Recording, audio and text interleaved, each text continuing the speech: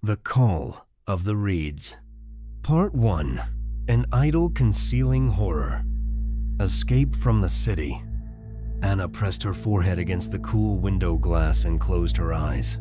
Outside rushed the familiar urban nightmare gray high-rises, billboards, endless traffic jams. Even here, on the 10th floor, she could feel that suffocating smell of exhaust fumes mixed with dust and human bustle. "I can't take it anymore," she whispered without opening her eyes. Sergei looked up from his laptop and studied his wife. The circles under her eyes had grown darker over the past few weeks, and her hands trembled from constant stress. He too felt how the city was draining his life force. Work, traffic, noise, eternal rush, it had all become a vicious circle from which there seemed to be no escape. "Remember how we dreamed of a house by the lake?" he said quietly. "About silence, about fishing at dawn." Anna turned to him. For the first time in a long while, a spark of hope flickered in her eyes. "Maybe just for a weekend," she suggested. "Find some wild place, far from people. Set up a tent, build a fire." Sergei was already opening his browser. "Let's find something truly secluded, where there's no one around, just us, nature, and silence." They spent the entire evening studying tourist and angler forums, examining maps of nature reserves and wild lakes. Most popular places didn't suit them too crowded, too civilized. They wanted true solitude, complete immersion in pristine nature. They found Glucose Lake by chance, on a little-known forum. There was little information about it, but what they read intrigued them. The place was difficult to access, reached only by the most persistent. The road there went through abandoned villages and forest massifs where cell service didn't work. But what struck them most were the contradictory reviews. Hunters. "The place is cursed. Walked 3 days with a rifle, not a single shot. No game at all. Even the birds don't sing. The forest is like it's dead. Don't recommend. Anglers, brothers, this is paradise. Pike weighing 8 kilos, carp the size of plates. Just cast the line, immediate bite. Hauled 2 buckets of fish in a day. Will definitely returns. Mushroom pickers. So many porcini mushrooms that baskets weren't enough. Chanterelles lying like carpet. But strange, the forest is very quiet, somehow unsettling. See?" Sergei pointed at the screen. "There's fish, there are mushrooms, but few people. Perfect place for us." "But why are the hunters complaining?" Anna asked. "Well, maybe the game there is skittish, or wrong season. But for us, that's a plus. No one will be shooting." The next morning, they began packing. Tent, sleeping bags, fishing rods, baskets for mushrooms. Boatswain, their golden Labrador, raced around the apartment in anticipation of adventure. Usually at the sight of camping gear, he went wild with joy.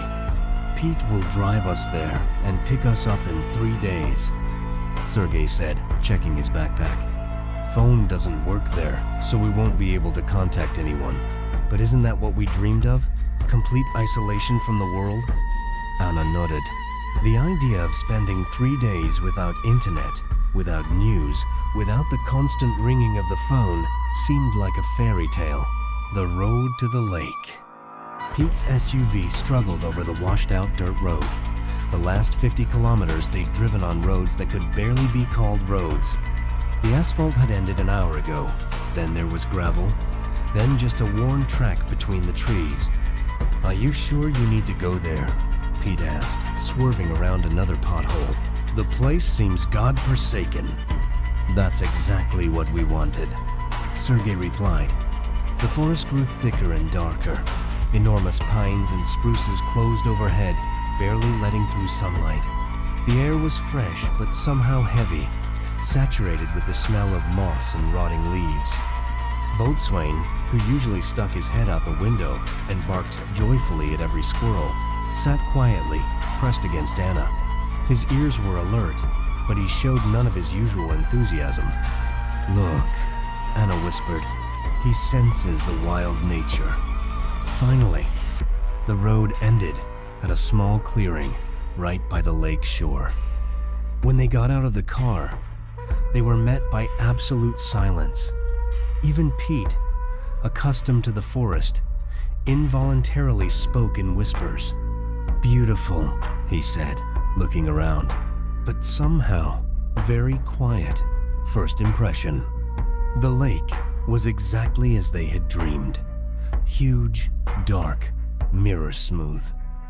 The shores were overgrown with ancient pines, and on the water here and there could be seen islands of yellow water lilies.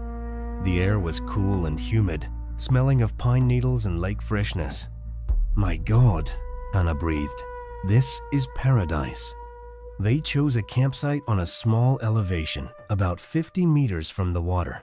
Pete helped them unload their things and set up the tent.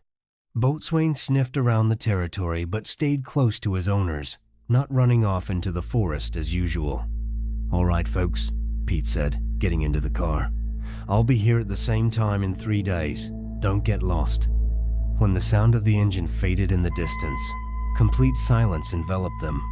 No bird song could be heard, no rustling of leaves, no splash of fish, only the light whisper of wind in the pines and the barely audible creaking of branches. "Finally," Sergei said, deeply inhaling the forest air. "Peace and quiet." Anna nodded, but some part of her consciousness noted that the silence was too complete, too dead. But fatigue from urban bustle was stronger than anxiety, and she drove away the troubling thoughts. The first day, morning greeted them with sunlight breaking through the pine boughs. Sergei was first to emerge from the tent and froze in admiration. The lake in the morning rays was like molten silver. Light fog rose from the water, creating an almost mystical atmosphere. "Anna, look," he called. She peered out of the tent and gasped. This was exactly what they had dreamed of during long city evenings. Boatswain emerged last, stretched, and looked around. Usually, he would rush to explore a new place first thing, but now he remained near the tent, attentively sniffing. "What's wrong with him?" Anna asked. "Probably getting used to it. New place, new smells." After breakfast, they went exploring. The forest was indeed rich in mushrooms. Porcini, birch, bolets, chanterelles were found literally at every step. The baskets filled with surprising speed. "Now I understand why mushroom pickers are ecstatic," Sergei said, cutting another porcini mushroom the size of a plate. But Anna noticed something strange. In all 3 hours of walking, they hadn't encountered a single animal. Not a squirrel, not a chipmunk, not even a bird.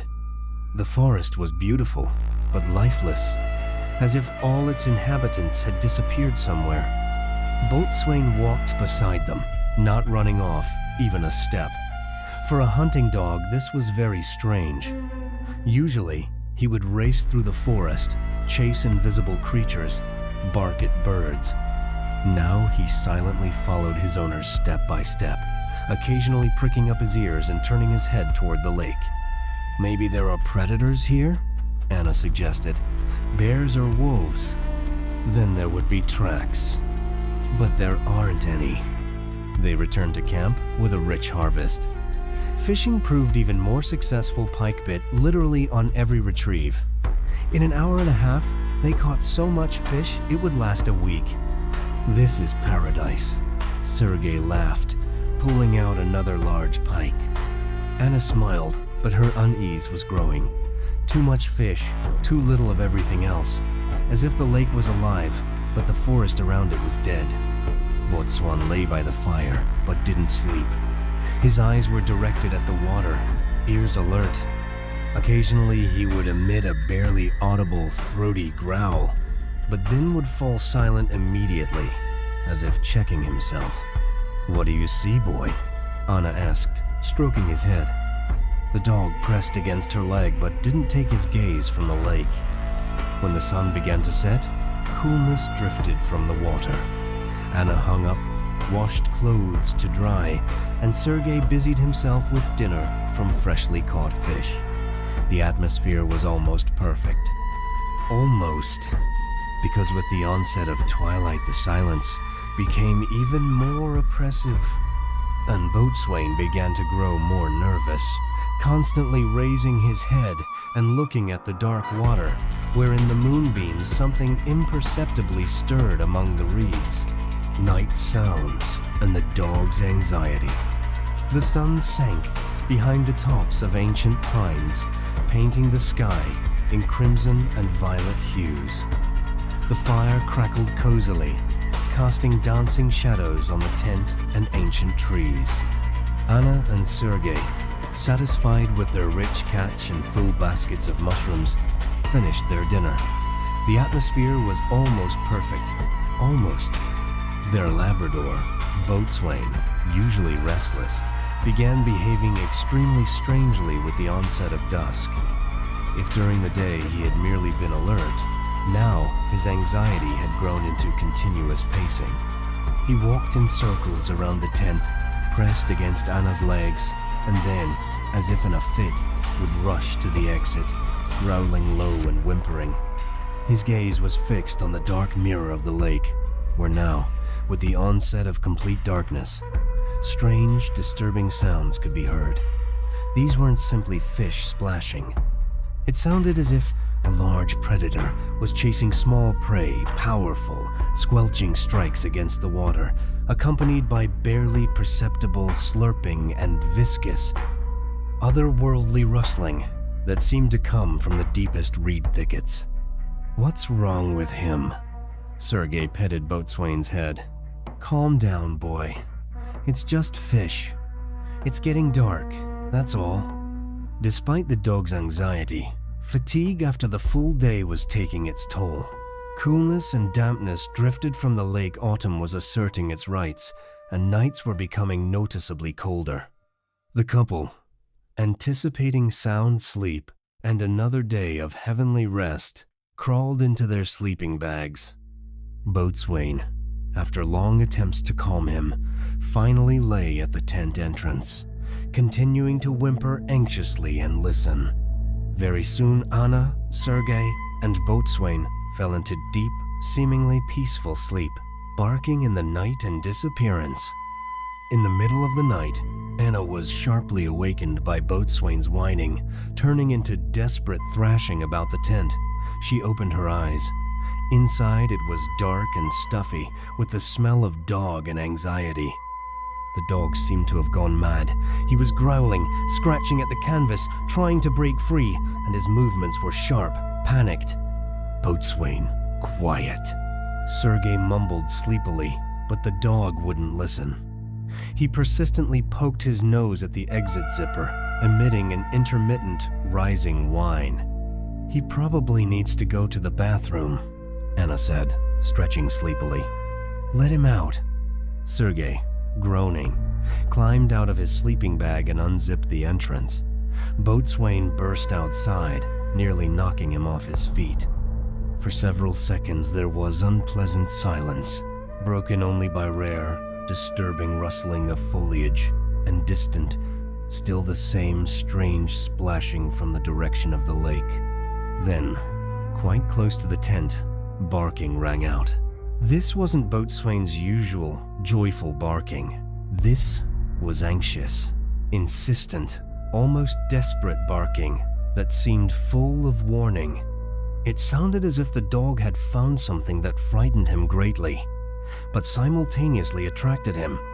Sergei grabbed the flashlight hanging at the entrance and, throwing a jacket over his shoulders, emerged from the tent. "Boatswain, come here, boy," he called, and his voice sounded sleepy but already with notes of irritation. The flashlight beam briefly swept over bushes, then trees, disappearing around a bend in the path. Anna, now fully awake, stuck her head out of the tent, listening to the sounds of night. She saw how Sergei's flashlight beam glided among the dark tree trunks, now disappearing, now reappearing. She heard his voice growing more distant, calling the dog. And Boatswain's barking, responding to him, still sounded anxious, but now as if from far away. Several minutes passed. The sounds became more and more distant. Then the dog's barking abruptly cut off. Sergei's shouts fell silent after it. The flashlight beam, which had been moving all this time, froze in place at the very edge of the lake, motionless as a frozen flame. Anna's heart skipped a beat. Cold sweat broke out, not from the autumn air, but from sudden, chilling horror. She heard only water splashing, now more distinct, and the strange sounds coming from where the flashlight beam had frozen, viscous slurping, like the movements of something huge and slimy emerging from or submerging into water. She walked toward the light of the flashlight, which had frozen in place and wasn't moving. Her legs were like cotton. Each step was difficult. Almost reaching the spot, Anna realized. The flashlight lay on the ground, its beam directed upward, illuminating only the treetops, but neither Sergei nor Boatswain were nearby. She was seized with icy horror. Around were only terrible water splashes and that same strange squelching sound that now seemed much closer. Part 2 continued. The call of the lake. Anna, trembling all over, groped her way through the bushes to where the flashlight beam was shining. Her heart pounded in her chest, echoing with dull thuds in her ears. Her mind desperately clung to the thought that Sergei had simply dropped the flashlight, that now he would emerge from the shadows, laughing at her panic. But instinct screamed the opposite. The air around had become unnaturally cold, humid, and it reeked of a cloying, fishy smell that quickly changed to putrid, musty stench, as if from the depths of a bog. Having gone several more meters, she saw it. The flashlight lay at the edge of the earth, almost at the water itself, its beam directed upward, illuminating only the treetops and part of the black mirror of the lake. It wasn't moving, and there was no one nearby. Neither Sergei nor Boatswain, only terrible splashing and viscous slurping that now came literally from behind the reeds. This wasn't like a large fish or even an animal.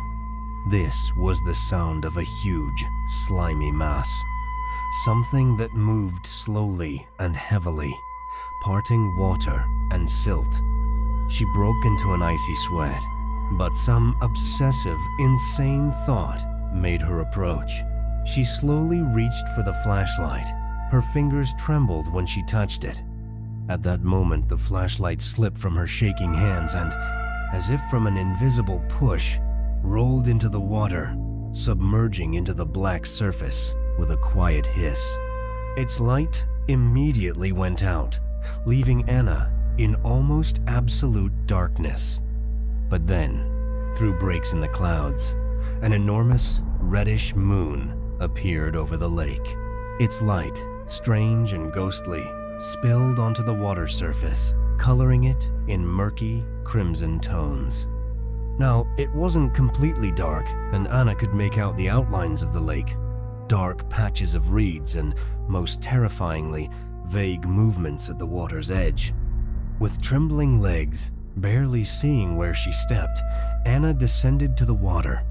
Cold, silt-smelling waves immediately embraced her ankles, then rose to her knees. The water was ice cold, as if thousands of sharp needles pierced her skin, but she felt no pain, only this terrifying cold penetrating to her very bones. The bottom under her feet was soft, viscous, and slippery, as if she were stepping on a layer of living, breathing flesh. Something wounds around her legs, thin and slippery like seaweed, but much more elastic and tenacious. Through the cold, through panic, she heard them, Water splashes were now directly in front of her, closer than ever. And those strange sounds, slurping, squelching, and now a low, viscous, almost melodic but infinitely mournful song coming from the deepest, darkest waters. This was an inhuman sound, full of ancient melancholy and infinite malice, that penetrated directly into the brain, causing fits of dizziness. The song penetrated her mind, enveloping it like an icy shroud. Images flooded over her, green phosphorescent depths, figures gliding underwater, their eyes full of millennial wisdom and alien sorrow. Her consciousness clouded, reality began to blur. She was almost losing consciousness. Her body went limp in the icy water. Then she felt them. Cold, slippery hands. First on her legs, then on her waist, on her arms. Entwined her. Their touches were unnaturally strong but smooth, drawing her into the blackness and cold of the lake. The last thing she saw was the red, indifferent eye of the moon over the lake, and then water closed over her. 3. Finale. The empty tent. 3 days later, as agreed, their friend's old SUV approached the lake shore. The driver, called Peter, turned off the engine and looked around. Dusk was approaching, but the place seemed idyllic. Where were Sergei and Anna? He got out of the car, looking around. The tent stood in place, neatly stretched, as if the occupants had simply gone for a walk. The fire was extinguished, with neatly stacked logs lying nearby. Fishing gear was arranged by the water, and some clothes were drying on a line. Nothing was scattered. There were no signs of struggle or disorder. Mushroom baskets stood at the tent entrance, and they even contained several fresh, uncollected mushrooms. Peter approached the tent closer. He looked inside. The sleeping bags lay spread out, as if just abandoned. There were toothbrushes, books, an open pack of cookies. Everything looked as if Anna and Sergei had simply stepped out for a few minutes and should return any moment. He walked around the camp, called their names. "Sergei! Anna! Are you here?" His voice carried over the lake, but in response was only deep, unnatural silence. No answer. No response from Boatswain, whom he also didn't see. No living creatures around. Peter stood at the water's edge, his gaze sliding over the dark surface of the lake. Nothing spoke of what had happened. Only a strange, barely perceptible sensation that he was being watched from the depths, and from the water came an unpleasant, musty smell that he couldn't explain. He waited another hour, then another, called out, examined the surroundings, but no one appeared. Finally, with the onset of complete darkness, Peter, seized by inexplicable, viscous horror, got into the car. He drove away, leaving the empty tent, neatly arranged belongings, and the untouched, mysterious lake, which once again sank into its silent, ancient secret, ready to swallow the next pair of travelers seeking solitude.